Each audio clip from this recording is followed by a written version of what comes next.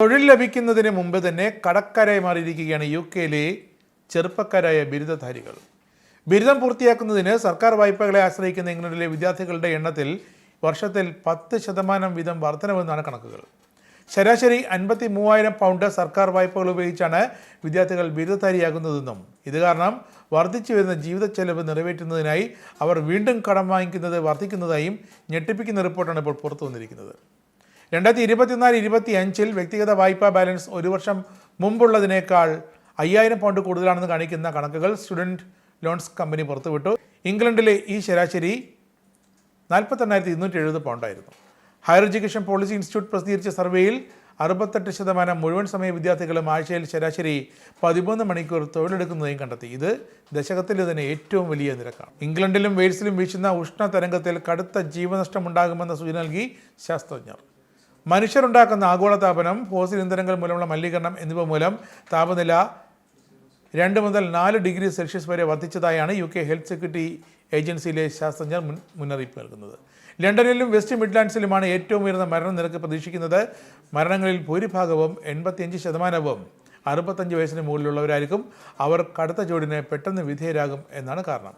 നഗരത്തിനുള്ളിൽ വീടുകൾക്കുള്ളിലും ഉയർന്ന അപകട സാധ്യത ഉള്ളതായി മുന്നറിയിപ്പുണ്ട്. UN ഹെൽത്ത് സെക്യൂരിറ്റി ഏജൻസിയുടെ മുന്നറിയിപ്പ് പ്രകാരം 2020-നും 2024-നും ഇടയിൽ വേനൽക്കാല ഉഷ്ണതരംഗത്തിൽ ഇതുവരെ 10,000-ത്തിലേറെ പേർ കൊല്ലപ്പെട്ടിരുന്നു. വർദ്ധിച്ചു വരുന്ന പ്രത്യാഘാതങ്ങളിൽ നിന്നും ജനങ്ങളെ രക്ഷിക്കുന്നതിനുള്ള സർക്കാരിൻ്റെ തയ്യാറെടുപ്പുകളെ അപര്യാപ്തവും വേർപിരിഞ്ഞതെന്നുമാണ് ഹെൽത്ത് സെക്യൂരിറ്റി ഏജൻസി അപലപിച്ചത്. ശനിയാഴ്ച മുതൽ വടക്കൻ ഇംഗ്ലണ്ടിൻ്റെ വലിയ ഭാഗങ്ങളിൽ കടുത്ത ഇടിമിന്നലുണ്ടാകാൻ സാധ്യത. ഏറ്റവും തീവ്രമായ കൊടുങ്കാറ്റുകൾ, ശക്തമായ കാറ്റ്, വെള്ളപ്പൊക്കം എന്നിവയ്ക്കും സാധ്യത. ഇംഗ്ലണ്ടിലെ ഒറ്റപ്പെട്ട പ്രദേശങ്ങളിൽ താപനില 34 ഡിഗ്രി സെൽഷ്യസ് വരെ ഉയർന്നേക്കാം. പക്ഷേ ചില സ്ഥലങ്ങളിൽ മഴയും മിന്നലും ആലിപ്പഴം വീഴ്ചയും ഉണ്ടാകുമെന്ന് കാലാവസ്ഥാ നിരീക്ഷണ കേന്ദ്രം അറിയിച്ചു. നോട്ടിംഗ്ഹാം മുതൽ ന്യൂകാസിലിൻ്റെ വടക്ക് ഭാഗത്തുള്ള പ്രദേശം ഉൾപ്പെടെ ശനിയാഴ്ച ഉച്ച കഴിഞ്ഞ് 3 മണി മുതൽ ഞായറാഴ്ച പുലർച്ചെ 4 മണി വരെ ഇടിമിന്നലുണ്ടാകാനുള്ള മഞ്ഞ അലർട്ട് പുറപ്പെടുവിച്ചിട്ടുണ്ട്. അടുത്ത 10 വർഷം കൊണ്ട് ഇംഗ്ലണ്ടിലെ എല്ലാ കുഞ്ഞുങ്ങൾക്കും DNA സ്ക്രീനിംഗ് നടത്തണമെന്ന് ശുപാർശ. DNA സാങ്കേതിക വിദ്യയിൽ സർക്കാർ 650 മില്യൺ പൗണ്ട് നിക്ഷേപം നടത്തും. മാരകമായ രോഗങ്ങൾ ഒഴിവാക്കുന്നതിനും വ്യക്തിഗത ആരോഗ്യ പരിചരണത്തിനുമായി ഇംഗ്ലണ്ടിലെ എല്ലാ കുഞ്ഞുങ്ങൾക്കും DNA സ്ക്രീനിംഗ് നിർബന്ധമാക്കും. ഒരു ദശാബ്ദത്തിനുള്ളിൽ ഓരോ നവജാത ശിശുവും ജീനോം സീക്വൻസിങ്ങിന് വിധേയമാകും. ഇത് നൂറുകണക്കിന് രോഗങ്ങളുടെ അപകട സാധ്യത വിലയിരുത്തും.